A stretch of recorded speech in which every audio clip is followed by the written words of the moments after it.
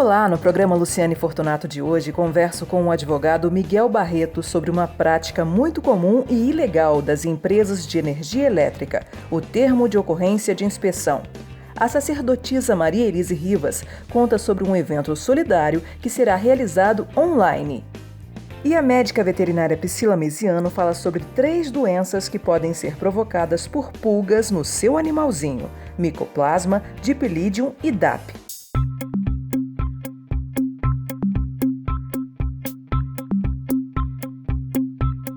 Mycoplasma haemophilus é a doença mais importante transmitida pela pulga, a mais grave de todas. É uma doença hematológica transmitida pela pulga para os gatos, que leva a anemias profundas. O gato fica magro, com as mucosas hipocoradas, as mucosas ao invés de ficarem rosadinhas, elas ficam pálidas, ficam branquinhas. O gato pode ficar com falta de apetite, emagrecimento e pode vir a óbito por conta dessa doença. Muitas vezes ele apresenta febre, pode ficar ictérico também com as mucosas amareladas e é uma doença bastante grave. O tratamento é com antibiótico específico por 28 dias. Além disso, corticoide associado, medicamentos para ajudar na hematopoiese, que são vitaminas para a parte de sangue mesmo. É uma alimentação reforçada, algumas vezes, dependendo do estado que o gato está, é necessário fazer transfusão de sangue e internação também, dependendo do estado em que o animal esteja. Se estiver muito grave, não estiver se alimentando, estiver muito desidratado, aí a gente recomenda também a internação desse animal. E o mais importante de tudo é evitar que esse animal pegue pulga, porque se ele voltar a pegar pulga, ele pode novamente apresentar esse quadro e entrar em quadro de anemia hemolítica, e aí pode ser que não tenha jeito, porque essa é uma doença que pode sim levar ao óbito do animal. É uma doença que pode ter cura, mas é muito grave, dependendo do estágio que você pegue, de gravidade, de hematócrito, o quão anêmico esse gato está, em que estágio você conseguiu diagnosticar essa doença, ela pode ou não ter cura. Pode desenvolver anemia hemolítica em decorrência do micoplasma. E gatos imunossuprimidos, como os FIV e FeLV positivos, têm mais gravidade ao apresentar essa doença também. Então, nesses que são FIV e FeLV positivos, o cuidado de não deixá-los ter pulga é redobrado. Para evitar essa doença, deve-se colocar pipetas antipulga a cada 30 dias no animal, rigorosamente, para evitar que ele se contagie com as pulgas.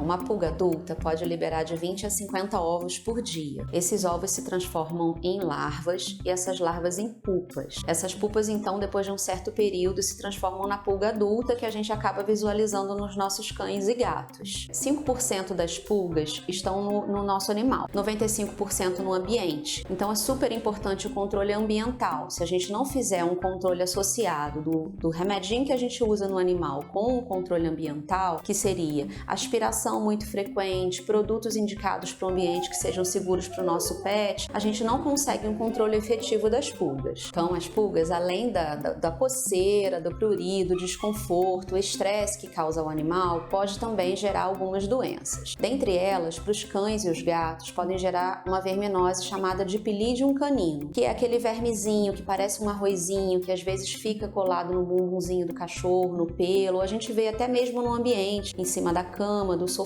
É muito comum os clientes perguntarem pra gente. Esse verme, o Dipylidium, ele é uma zoonose, pode ser transmitido pra gente também. Ele é o verme transmitido pela pulga. No animal, além dele causar uma coceira anal no animal, ele também pode levar a sintomas gastrointestinais e a gente tem que tratar. Para fazer o tratamento desse verme, a gente tem que controlar as pulgas que estão no animal e vermifugar o animal posteriormente. Como forma de tratamento contra a pulga, a gente tem hoje uma variedade bem grande de medicações, tanto orais quanto pipetinhas e coleiras. Todas elas bem efetivas, devem ser usadas de acordo com o peso do seu cão ou gato e na frequência indicada. E além disso, sempre o controle ambiental, como eu falei anteriormente. Posteriormente, pelo menos assim uma semana depois do controle de pulgas, fazer a vermifugação. O Dipylidium canino não pode levar ao óbito, tem cura e tem controle facilmente, fazendo isso que foi indicado. Então agora a gente vai falar um pouco da DAP, que é a dermatite alérgica picarosa picada de pulga, que é muito comum, é uma das doenças dermatológicas que a gente mais atende,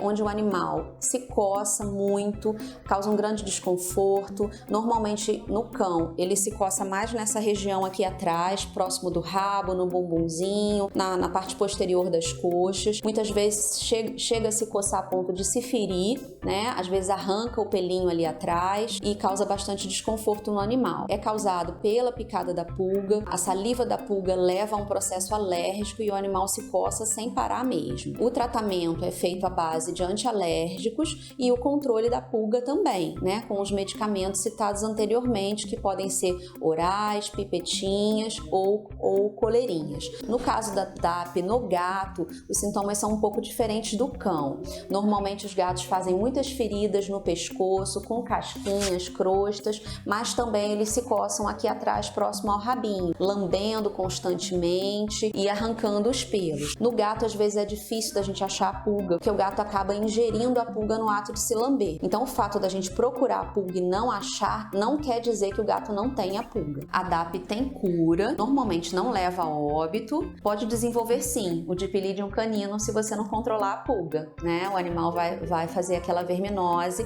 que é uma zoonose pra gente também. Então, é muito importante o animal estar sempre com o controle de pulgas em dia para não ter a DAP, para não desenvolver o dipilídeo e não ter outras doenças relacionadas à pulga, que parece uma coisa inofensiva, mas não é tão inofensiva assim não. Ele é lindo. Ele é o melhor modelo que tem.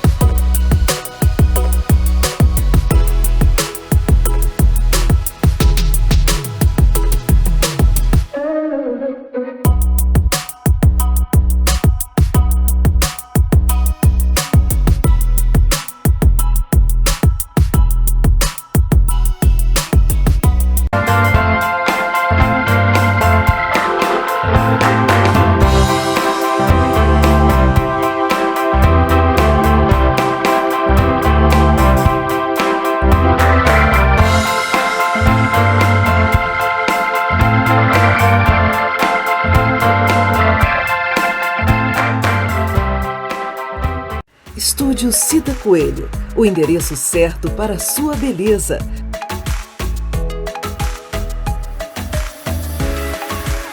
Cortes, luzes, escovas, alongamento de unhas, design de sobrancelhas, maquiagem e depilação.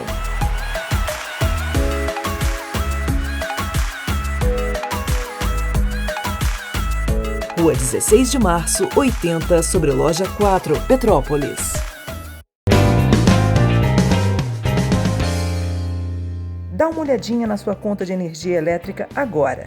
Pode ser que você esteja pagando por uma multa sem saber, referente ao termo de ocorrência de irregularidade. A prática é ilegal. Quem explica mais é o advogado Miguel Barreto. O assunto agora é concessionárias de energia elétrica. Pois é, tem uma prática específica que costuma acontecer, que as pessoas têm que ficar bem alerta, que se chama termo de ocorrência de irregularidade. E quem vai explicar um pouquinho para a gente sobre esse assunto é o advogado Miguel Barreto. Olá, como vai? Tudo bem? Oi, Luciano, tudo bem? Mais uma vez, obrigado aqui pelo convite para participar do seu programa e falar de assuntos tão importantes como direito do consumidor. Verdade. Agora, explica para a gente que prática é essa? O termo de ocorrência de inspeção ou o termo de ocorrência de irregularidade? Pois é, Luciane, essa é uma prática realizada pelas concessionárias de energia elétrica, de uma forma geral, que, através de uma inspeção, de uma vistoria de rotina na residência do consumidor, acaba ali supostamente constatando irregularidades, né, no registro de consumo que possam levar a uma perda, né, de faturamento para essas empresas, né? Então, eles acabam fazendo essa avaliação de forma unilateral, né, ou seja, através de um funcionário da própria empresa que vai até a casa do consumidor, faz também uma apuração desses supostos valores em atraso também de forma unilateral, sem a participação, né, e o pleno conhecimento do consumidor, e aplica-se aí uma multa, né, um valor, às vezes, pesado, valores altos, e caso o consumidor não pague esse valor, pode ter o risco de ter a sua energia elétrica suspensa ou até ter esse valor inserido na sua conta de consumo de forma parcelada, muitas vezes também sem a sua autorização, né, para poder pagar uma multa que é indevida, né? Então, o consumidor tem que estar atento a isso e questionar caso sofra uma dessas cobranças ilegais. É importante frisar, então, que esse tipo de prática acontece não só no consumidor tradicional, mas também em empresas, não é? Como é que a pessoa pode verificar se isso ocorreu com ela? Bom, geralmente, quando os funcionários, né, da empresa vão até a residência do consumidor e fazem essa avaliação, na parte das vezes, eles não sequer avisam o consumidor que estão fazendo essa avaliação, né, para que o consumidor possa acompanhar essa vistoria e apontar eventuais irregularidades, né? Essa vistoria é feita sem essa comunicação ao consumidor. E, geralmente, quando ela termina, os funcionários deixam lá na caixinha, né, de correio do consumidor ou debaixo da porta já um auto de infração alegando-se ali, né, que houve essa irregularidade, houve essa fraude, houve até esse furto, né, de energia, e o consumidor teria que procurar a empresa para poder pagar aquela quantia, aquele valor que foi determinado, né? Algumas vezes sequer isso acontece, Luciane. Eles simplesmente lavram o auto e o consumidor só vai descobrir quando está lá uma parcela de um valor que sequer ele conhece, né? Aí ele vai procurar a empresa e sabe aquilo que aconteceu. É feito toda essa avaliação à revelia do consumidor, sem contar que a própria perícia que é feita, né, no relógio posteriormente, às vezes os funcionários trocam o medidor, né, você coloca um medidor novo e levam aquele medidor para uma avaliação posterior, o consumidor também não tem a oportunidade de acompanhar essa vistoria posterior, ele não é intimado para isso, né? Tudo também violando a resolução 414 de 2010 da ANEEL, que determina como esse procedimento deve ser feito, ou seja, está tudo errado. As empresas agem ao arrepio da lei, descumprem resolução e causam grandes danos aos consumidores, porque esses valores, como eu já disse anteriormente, são valores altos, tanto para o consumidor comercial, quanto para o consumidor residencial também, né? São perdas altas, valores altos que o consumidor tem a pagar, né? Então, o prejuízo é grande. Por isso, o consumidor não pode deixar de questionar e recorrer ao judiciário, se for o caso, né, para poder pedir impugnação e cancelamento desses valores, né? Porque não são valores pequenos, não. Uma vez que o consumidor venha se deparar com esses valores, né, pode vir na conta, diluído ali, sem mesmo o consentimento dele, sem mesmo ele perceber que houve essa inspeção, ou pode vir numa cobrança separada, seria isso, talvez, pode me corrigir. E como é que a pessoa pode fazer para recorrer com relação a isso? Bom, tem duas possibilidades, o recurso administrativo, né, perante a própria empresa, ou recorrer ao Poder Judiciário. Né? De antemão, o recurso para a empresa é praticamente burocrático, porque na maior parte das vezes a empresa não reconhece a ilegalidade cometida e é uma mera etapa formal para uma reclamação posterior. Né? Então, o consumidor pode reclamar perante a empresa, pode reclamar perante os órgãos de defesa do consumidor ou pode procurar o seu advogado de confiança e ingressar com uma ação judicial, que aí é o meio mais efetivo, de fato, para poder reaver não só valores que ela tenha pago indevidamente, né? Ou se já não tiver pagado aquela quantia, pedir que o juiz declare aquele débito inexistente e, eventualmente, também, né, por todos esses transtornos e aborrecimentos causados por essa cobrança e essa imputação indevida até de um crime, né, também pode pleitear danos morais para poder reparar, né, todo esse sofrimento que o consumidor vem passando em virtude dessas cobranças. Né? O Tribunal de Justiça aqui do Estado, inclusive, através da súmula 256, já entendeu de forma pacífica que essas cobranças são ilegais, né, porque é uma empresa privada, apesar de prestar serviço público, é uma empresa privada, né, e essa avaliação deveria ser feita por um órgão sempre imparcial, não pela própria empresa que vai ser beneficiada pela multa que ela mesma vai aplicar. Né? Então, por conta dessa grande contradição na própria cobrança, o Poder Judiciário já consolidou esse entendimento de que essa cobrança é ilegal, né, através de uma súmula.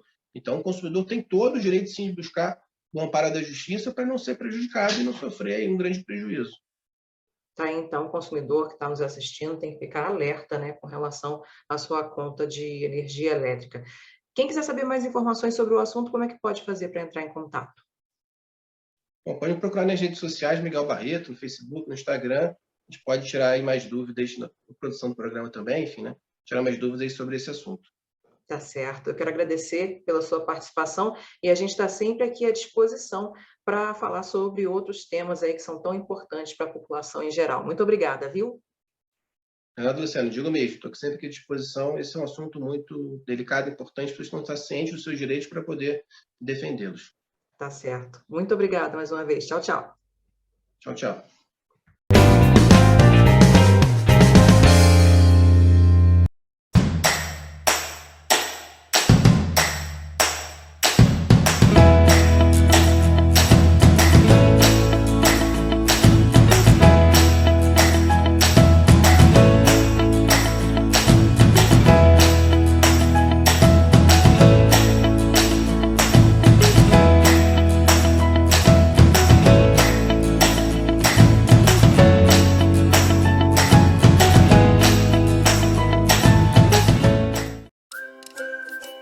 Pet da Tia Lu, um espaço voltado exclusivamente para higiene e estética pet, serviços de banhos para todos os portes, banhos terapêuticos, tosa para raças específicas e profissionais com especialidade em tosa na tesoura, amor, carinho e respeito pelo seu pet.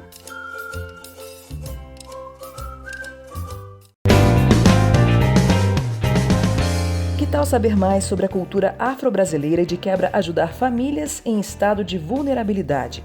A sacerdotisa Maria Elise Rivas fala mais sobre este evento online que será realizado no dia 28.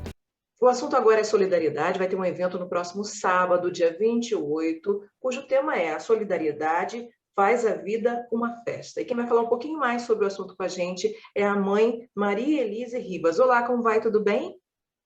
Muito obrigada pelo seu convite. Eu agradeço bastante a oportunidade de falar sobre o nosso evento. E este evento ocorre aqui, está na 5ª edição. E as duas últimas, de 2020 e 2021, foi online devido à pandemia e nós precisamos manter a vida. Então, estes eventos passaram a ser online e uniram a festa com a solidariedade. E a pandemia também trouxe famílias em estado de vulnerabilidade.